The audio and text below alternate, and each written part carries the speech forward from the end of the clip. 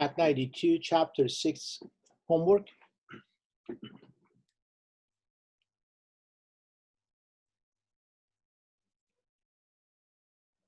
Now here we are talking about factoring. And what is factoring? Factoring is opposite of multiplications. So let's say we ask you to multiply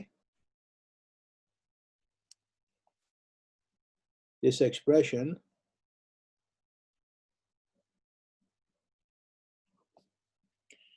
in order to multiply, you just take the terms outside and distribute. So that would make it 2x3 minus 6x2 plus 10x. That's how to do the multiplications.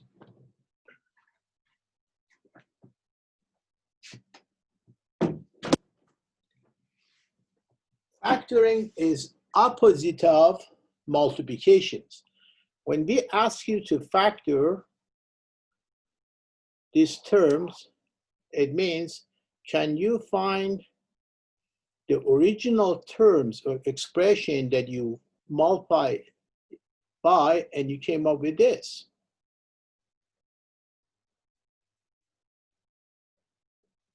So like when we ask you to factor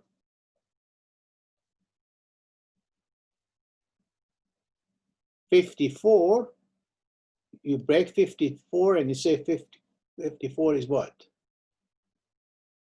Is 3 times 17. These are factors. So 54 is divided into two numbers. So when you multiply these two numbers, then you get that. So for multiplication, there is just one method, and that is that you take the term and distribute. But for factoring, there are several methods that we have to understand in order to do factoring. So here,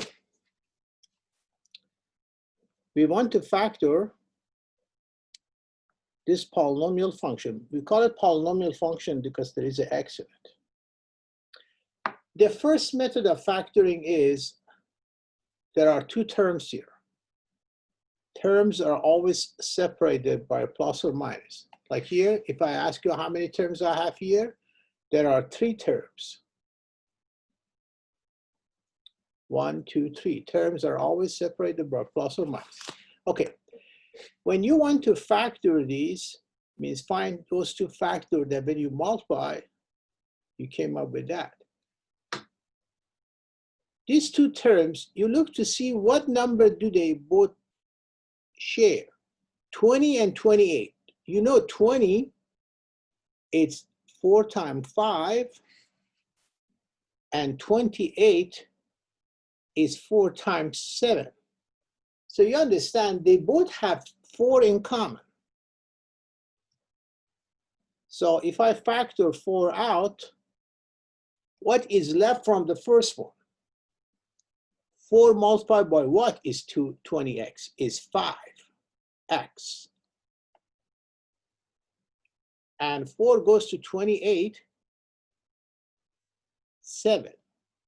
So when we ask you to factor, that means you find this. When you factor and you want to know whether it's correct or not, you could always multiply. If I distribute 4, I get that one.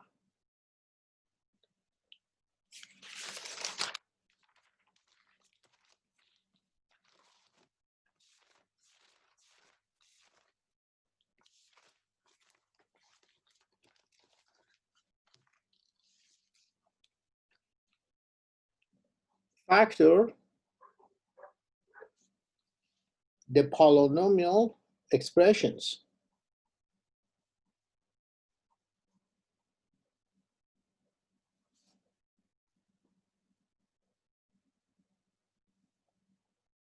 Three x to power of 6 minus 6x to power of 2 plus 9x. Again, there are 3 terms. 3, 6, and 9. What do they have in common? They all have 3. Now I have x6, x2, and x1. You always, if you see there is a common variable, you take the one that has the lowest power, which is this one. The power of this is 1. So 3x is your common factor.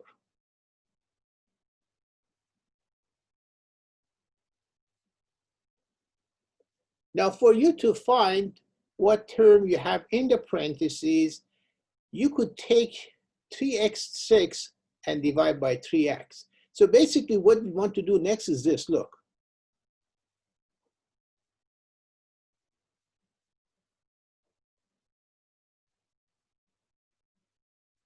This is what we're trying to do. We are trying to take each of this and divide by that. So when you do that, x goes to x6, x fifth,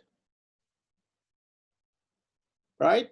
Look, x6 and x. X6 means what? You have 6 of this. So 1 cancel, what is left is x to the power of 5th. All right, now here, 3 goes to -6 is -2. X and x2, that will leave just x. 9x and 3x, x and x cancel, 3 goes to 9, 3, see? Now, I'll check to see if this factoring is correct or not. I'll take the 3x and distribute, and then you get that.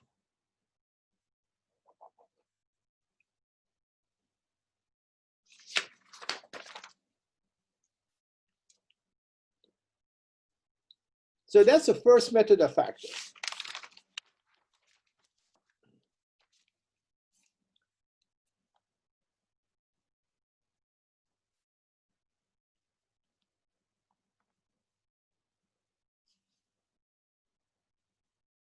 Also got this problem. How many terms are they? 1, 2, 3, 4, 4 terms.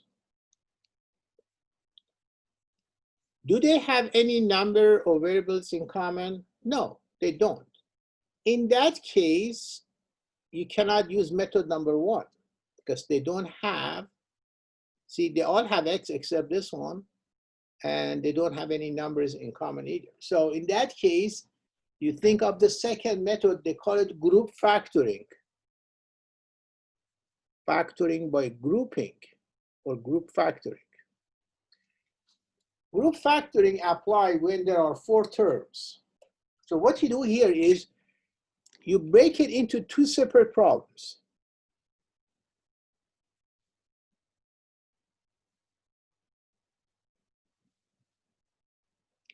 This one, there are 2 terms. They both have x in common, so you factor x out.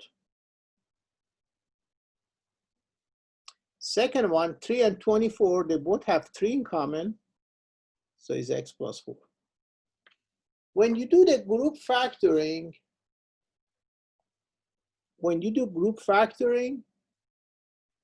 these 2 parentheses must always become identical. That's one of the process in group factoring. They must be equal. So in that case, I open 2 parentheses. One parenthesis is this x plus 8 because they both share that one, right? To find the second parenthesis, if I hide this, what do you see? X plus 3. If I take x plus 8 out, what is left? X plus 3. You put that here. So that's the factoring. Now, I want to check to see if this answer is correct or not. Remember, factoring and multiplication is opposites of each other. So if that's the case, I'll just go ahead and multiply this and distribute 8. See? You get the original problems.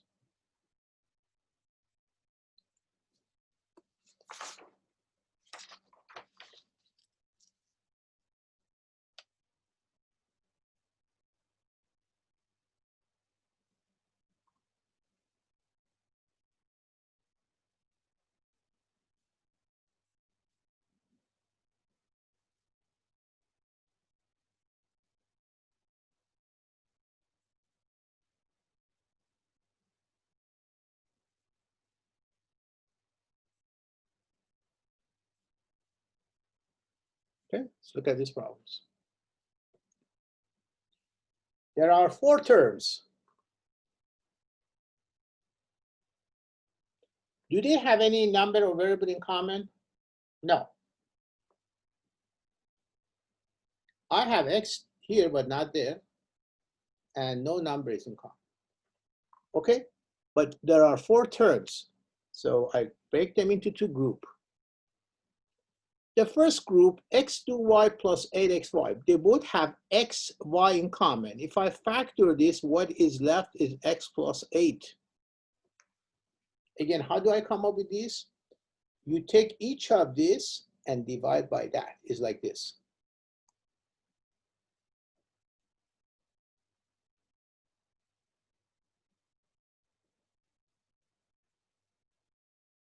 See? X to y divided by xy. Y and y cancel, 1x cancel, that would just leave x. Xy and xy cancel, it would leave you 8. All right. Now, before I factor the second one, I know the parentheses must be x plus 8. So let's put that one here. In group factoring, these 2 parentheses must be equal. So before I factor it, I know it has to be x plus 8. Then I don't need to factor. All I need to do is find a number that when I multiply by x, give me minus 3x. What is that? Minus 3. See? If you understand it this way, then it's easier to understand the problems. All you need to do is figure out this number, that multiplied by x is minus 3x. Now, again, I open 2 parentheses.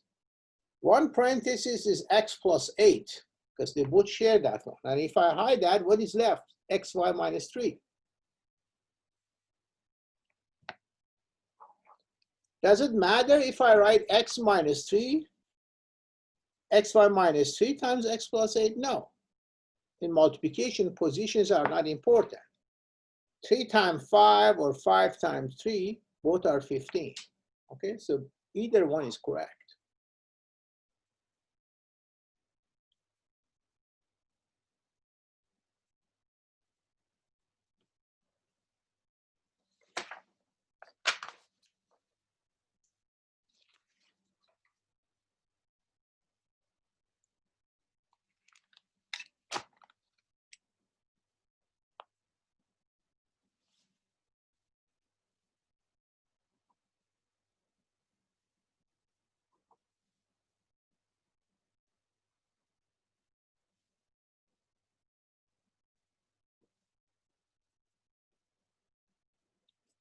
Even if you don't say factor by grouping, first you look to see if the first method doesn't work. No, they don't have any number or variable in common. But since there are 4 terms, then you could use group factoring. These 2, they both have y in common. So if I remove y is 8x minus 3. And I put that parenthesis here, right? Because I know the second parenthesis has to be this. All right, so then all I need to do is find a number that when I multiply by 8x, it give me 8x. Oh, positive 1.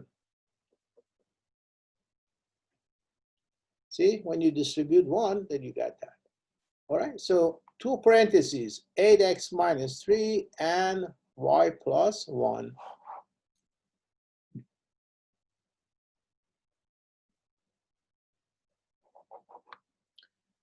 Second method, they call it trinomial.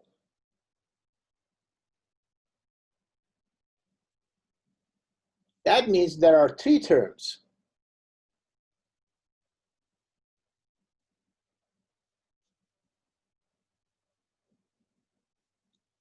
The first method doesn't apply because they don't have any number or variable in common.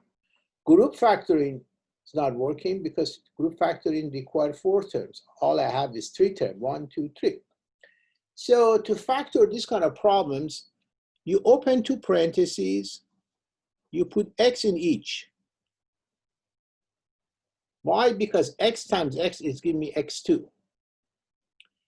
Now I need to work with these 2 numbers, 6 and 5.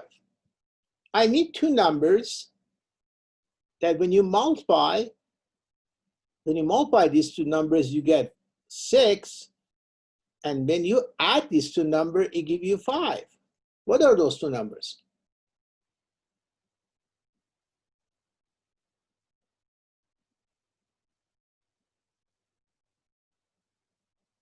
Two and 3.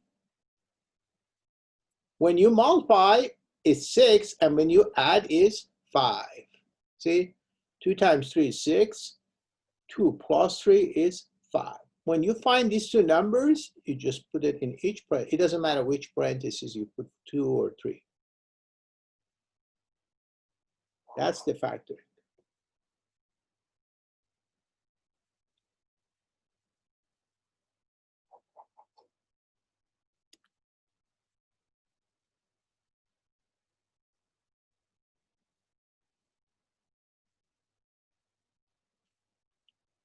I need two numbers that when you multiply,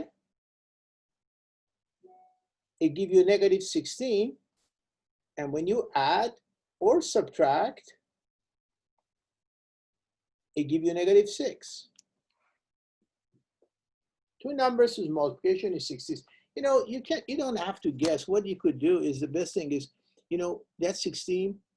Use your calculator to start dividing. 16 divided by 1 is 16. One option is this, 16 and 1. But 16 and 1, when you multiply, it gives you that. But when you add, it doesn't give you minus 6.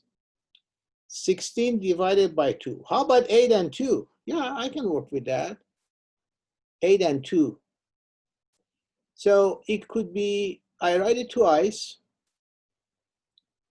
I need to have minus 16 when you multiply, right? So it's either negative 2 positive 8 or positive 2 negative 8. Which one of these two pairs it give you negative 16 and negative 6? Which one of these two pairs give you negative 6? This one, because positive 2 minus 8 is negative 6. So you open two parentheses, you put x in each, and then you put positive 2 and negative 8. Okay? So again, if you want to break the number, regardless of this negative sign, take 16 and keep dividing till you find two numbers that you could work with. 2 and 8 is 16. Then I need to have minus 16. So it's either minus 2 plus 8 or positive 2 minus 8. Both of these give you minus 16, but which one give you minus 6? This one.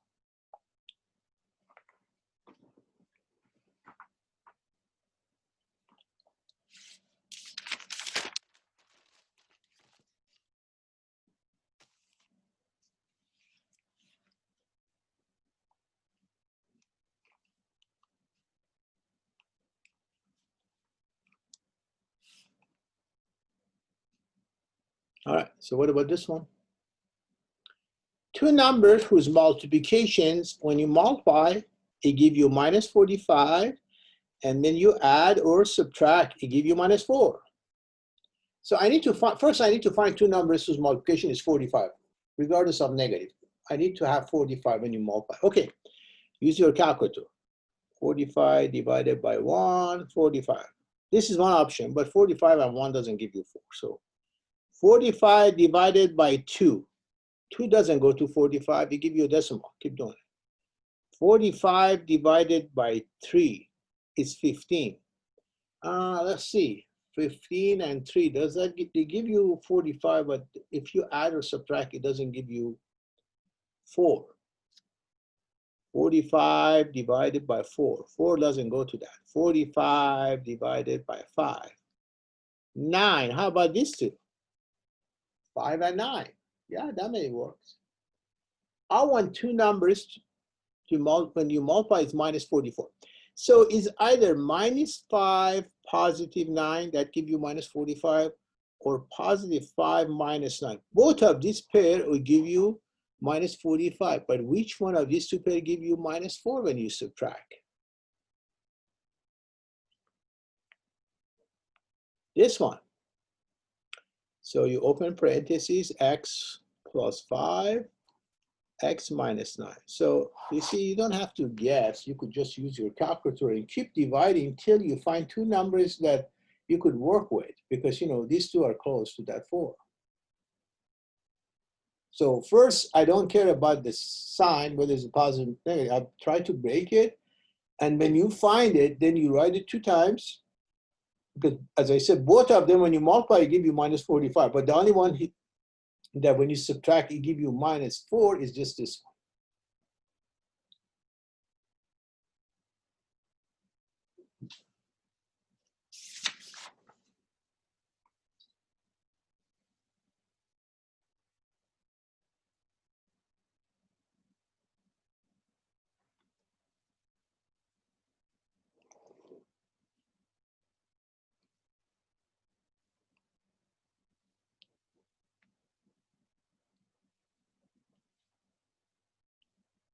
Two numbers whose multiplication is 3, and then you add or subtract, it give you 8.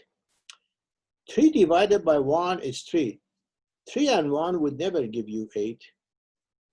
3 divided by 2 doesn't go. 3 divided by 3 is 1. See? You cannot even continue here.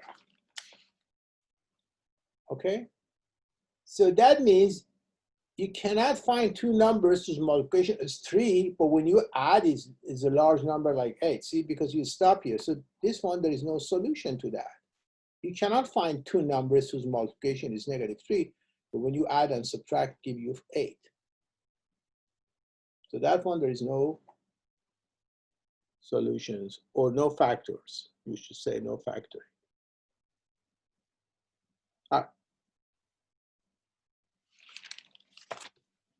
So next, we are talking about another type of trinomial. This one is not as easy as the other one.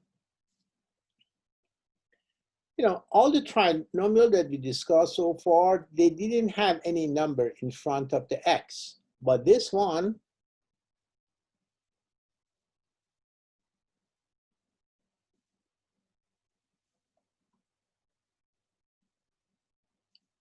it has a number here. It's not 1 anymore. So you cannot really put the x and x anymore. Because x and x give you x2, not 8x2. So you cannot put 8 and 1 here. What if it's 4x and 2x, or 2x and 4x and 8 and 1? So you can't do it like that. All right. So how do I factor this type of problems? You take the first and the last number and multiply.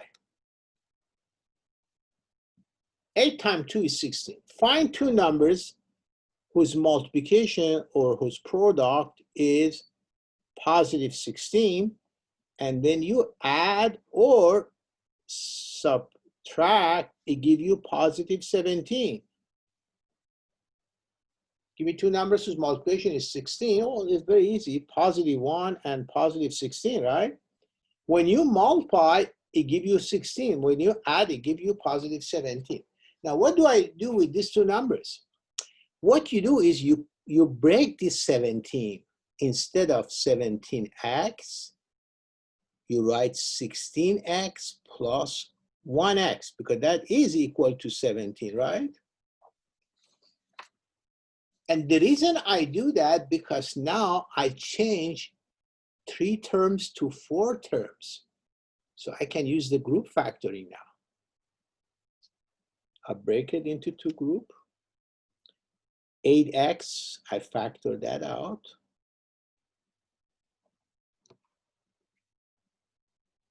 See, because 8x times this is 8x2, and see. And then remember, the second parenthesis has to be x plus 2. Well, what do I need to put here then? Plus 1. So what are my equations? 8x plus 1 times x plus 2. That's how to factor it. These are for trinomial that have the number but 1 here. It's not 1 anymore. It's not just x2 by itself. There is a number sitting next to it.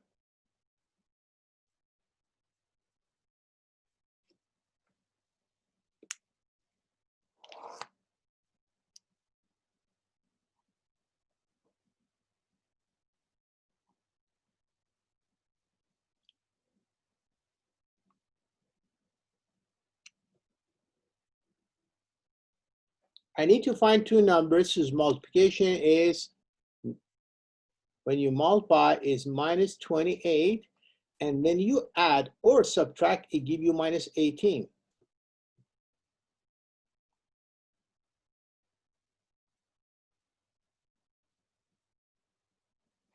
So what I do is, I need two numbers whose multiplication is 28, right? So I start 28 divided by 1 is 28, and 1 is one of the options, but when you get add or subtract, it never comes to 18. 28 divided by, you keep dividing 1, 2, 3, 4, you keep doing that till you find it. 14. 14 and 2, it gives you 28, but when you add, it doesn't give you 18, it gives you 16.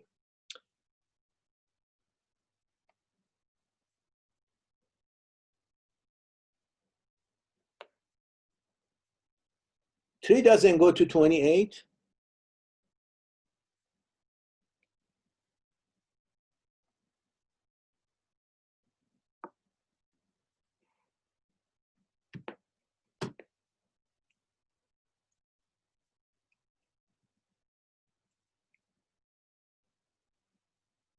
Four and 7. Does it work? No, 4 and 7 do not give you that. 28 divided by 5, 5 doesn't go to it. 6.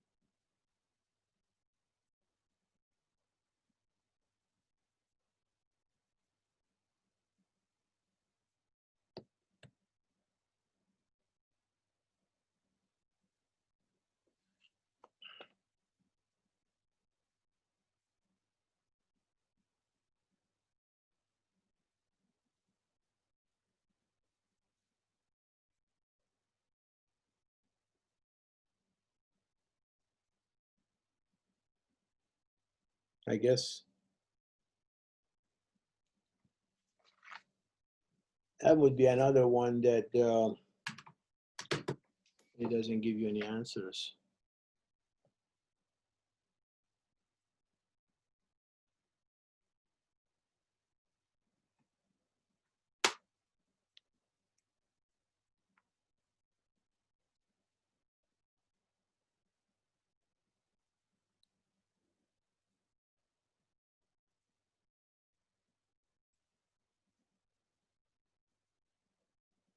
I guess there is no, this is another one that has no solutions because I keep dividing 22, 22, 25, 26, 27, 28. When you reach to 28 divided by 28, then that's it. We could stop it right there.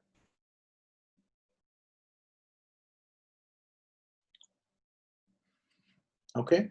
Oh, I hate these kind of problems.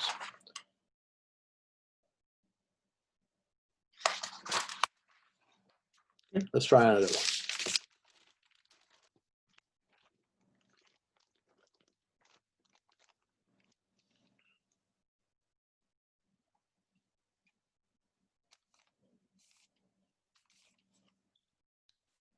It said in it, it said if you don't find it factor, just say it's prime. That means, when you say no solution, you could either say prime means you cannot factor it. And I reached to that because you keep dividing, use your calculator, keep dividing till you reach to 28 divided by 28. You can't go beyond that.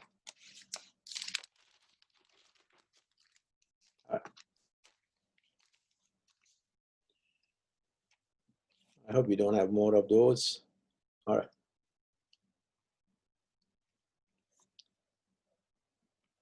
Two numbers whose multiplication is minus 12. And when you add or subtract, it gives you what? 1 or positive 1. So it would be positive 4 and minus 3. I think these two would do it. When you multiply, it gives you minus 12. And when you subtract, it gives you positive 1. So it would be 4x2 plus 4x minus 3x minus 3, okay? So look, instead of 1x, we put 4x minus 3x. Now is a group factoring.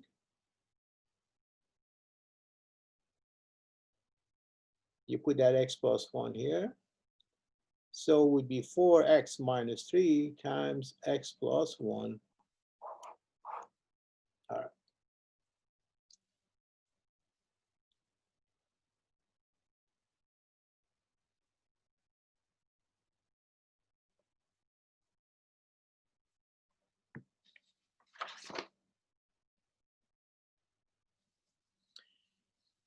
Next one is when there is another formula that if you have two terms and they both are in perfect square,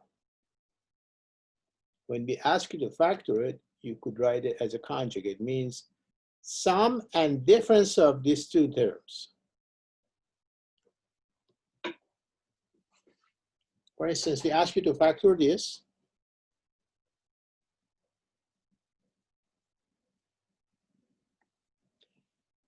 There are two terms, so they don't have anything in common, no number in common. We cannot use group factoring because group factoring requires 4 terms. It's not a trinomial.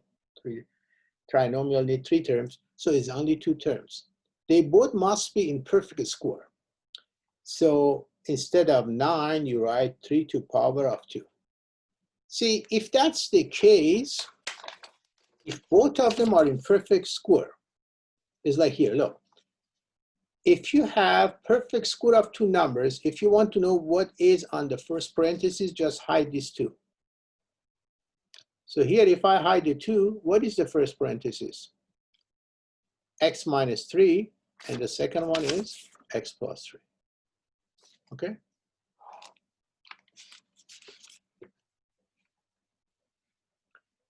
Factor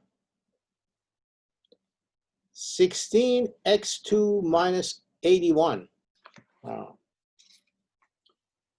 16 is 4 to the power of 2, x to the power of 2, 9 to the power of 2. They're all in a perfect square, all of them. So, open two parentheses. What is on my first parenthesis?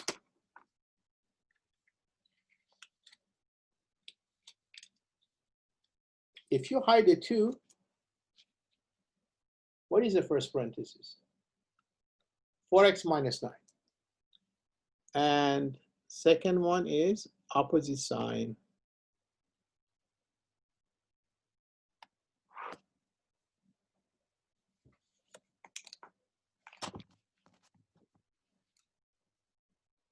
Factor y2 plus 25.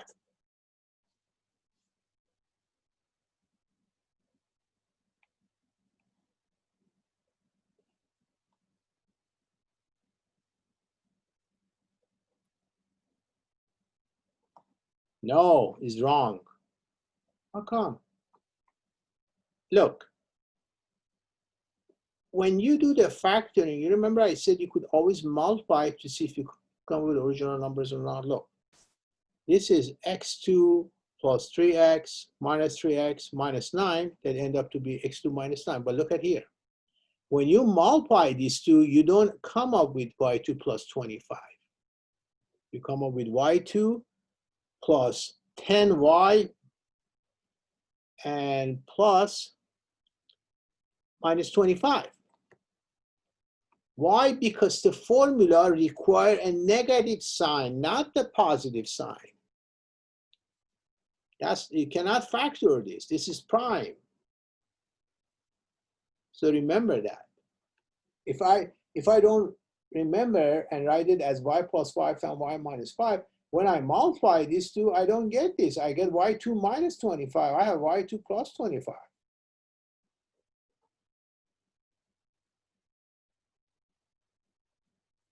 Y plus 5 times y minus 5 give you y2 minus 25, not y2 plus 25. So be careful that when you want to use the formula, make sure there is a negative sign between.